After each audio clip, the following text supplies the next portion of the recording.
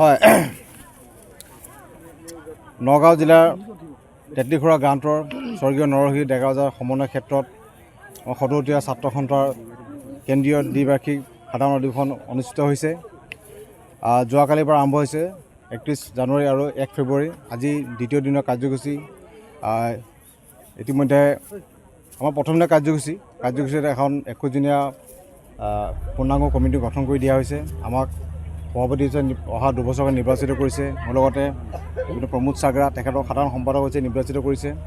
আজি 1 ফেব্ৰুৱাৰীত আমাৰ আজি প্ৰথম কাৰ্যসূচী পতাকা উত্তোলন কাৰ্যসূচী হৈ গৈছে।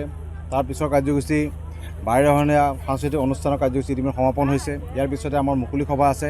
ইতিমধ্যে আমাৰ আমন্ত্ৰিত অতিথিসকল আহি উপস্থিত হৈছেহি। আমি খন্তেক পিছতে আমাৰ মুকলি সভা অনুষ্ঠিত কৰিম।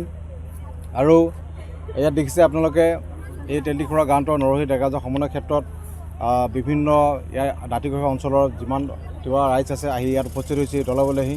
আমি আশা ৰাখিছোঁ এই অনুষ্ঠানখন সফলমণ্ডিত নিশ্চয় হ'ব। মুকলি সভাত কোন কোন উপস্থিত থাকিব? আমি নিমন্ত্ৰণ কৰিছোঁ অসম জাতীয়তাবাদী যুৱ ছাত্ৰ পৰিষদৰ সন্মানীয় সভাপতি পলাশ চাংমাই ডাঙৰীয়াক মুখ্য অতিথি হিচাপে।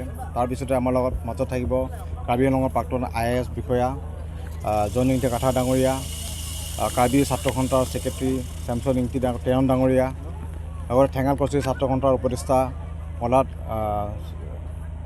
শইকীয়া ডাঙৰীয়া। তাৰপিছতে থাকিব TMTৰ সাধাৰণ সম্পাদক মৃণাল দেওৰজা ডাঙৰীয়া। তাৰপিছত TMPৰ সভাপতি মাননীয় সভাপতি তিলক দলাই ডাঙৰীয়া। যিকোনো খবৰৰ বাবে যোগাযোগ কৰক আমাৰ এই নম্বৰত 9181 307 221।